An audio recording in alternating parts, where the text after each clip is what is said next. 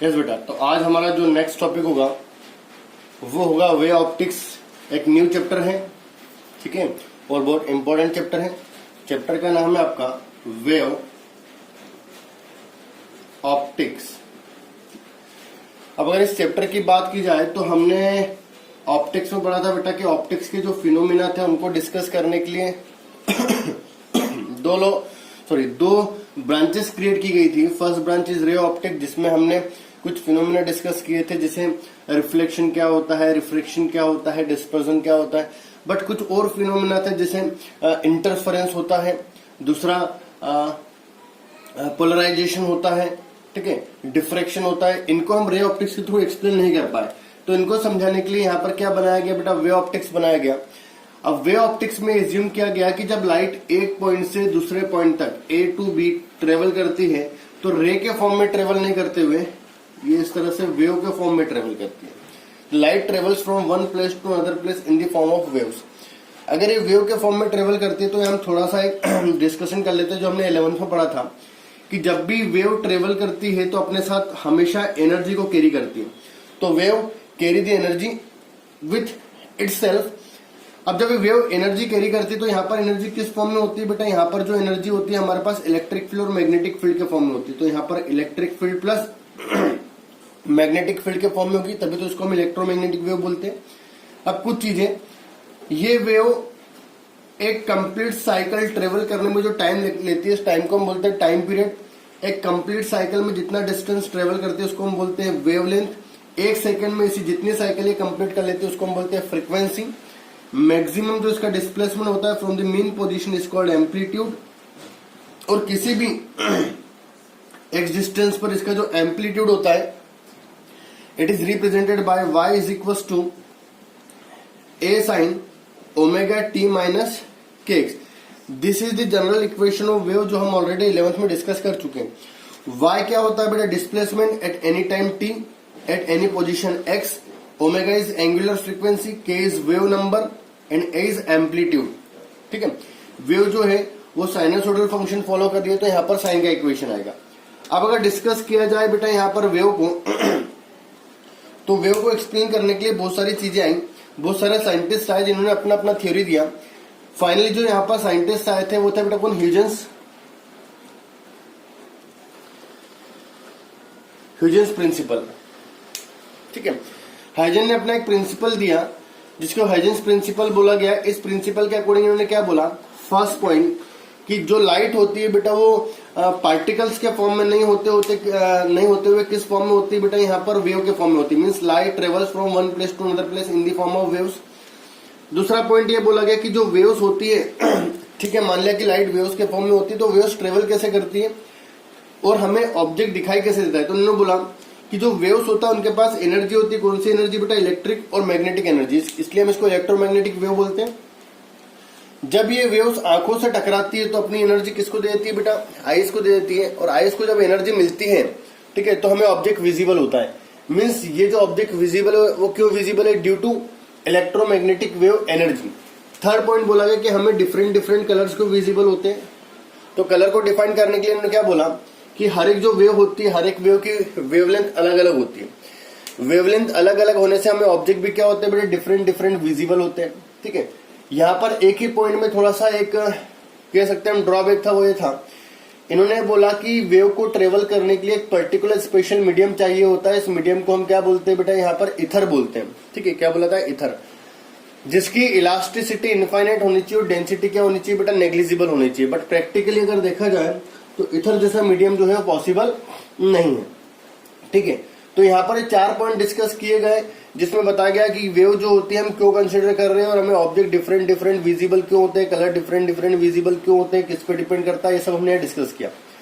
अब वेव के नेचर को समझाने के लिए यहाँ पर हाइजन ने एक कॉन्सेप्ट दिया, उस कॉन्सेप्ट को बोला गया वेव फ्रंट। ठीक है, कि वेव किस तरह से ट्रेवल कर रही है, किस तरह से यहाँ पर रिफ्लेक्शन और रिफ्रैक्शन फॉलो हो रहा है। ठीक है, इनको समझाने के लिए एक नया कॉन्सेप्ट दिया गया बेटा, उस कॉन्सेप्ट को क्या बोला गया, यहाँ पर वेव फ्रंट बोला गया।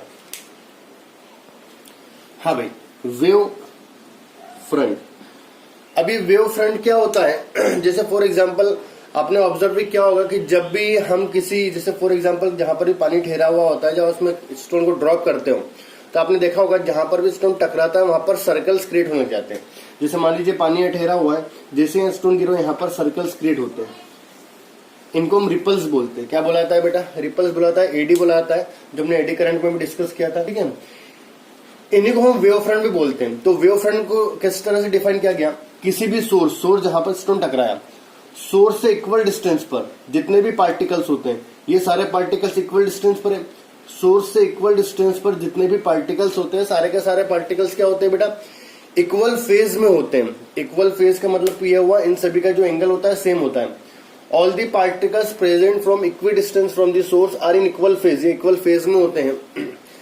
अगर इनको ज्वाइन करते हुए मैं एक लाइन ड्रॉ कर देता हूं, तो लाइन जो कहलाती है, क्या कहलाती है बेटा? लोकस। ये लोकस जो होगा क्या कहलाएगा बेटा? वेव फ्रंट कहलाएगा।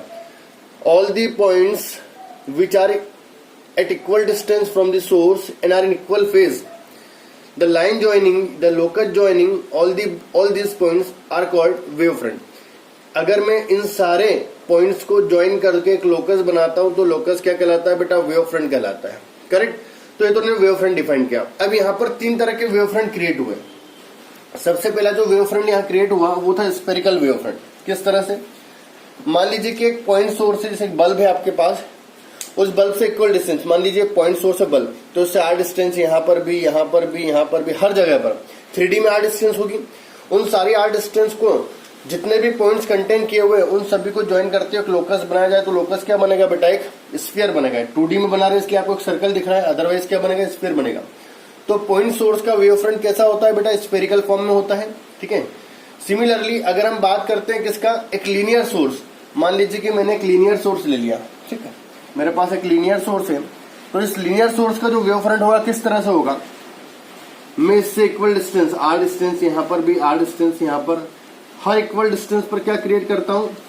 एक पॉइंट लेता हूँ, इन पॉइंट को ज्वाइन करते हुए क्या बना देता हूँ बेटा? एक लोकस बना देता हूँ। तो ये जो लोकस होगा क्या कहलाएगा बेटा? वेव फ्रंट कहलाएगा। किसका वेव फ्रंट? लीनियर सोर्स का। तो अगर ये वेव फ्रंट अगर आप देखें कैसा दिखाई दे रहा है? सिलेंड्रिकल दिखाई दे रहा है। तो एक पॉइंट सोर्स का वेव फ्रंट कैसा हो, सॉरी, एक लीनियर सोर्स का वेव फ्रंट कैसा होता है बेटा? सिलेंड्रिकल होता है। पॉइंट सोर्स का स्फेरिकल होगा, लीनियर सोर्स का सिलेंड्रिकल होगा, ठीक है। तो 2 तरह के वेव फ्रंट हो गए, एक स्फेरिकल वेव फ्रंट हो गया, दूसरा सिलेंड्रिकल वेव फ्रंट हो गया।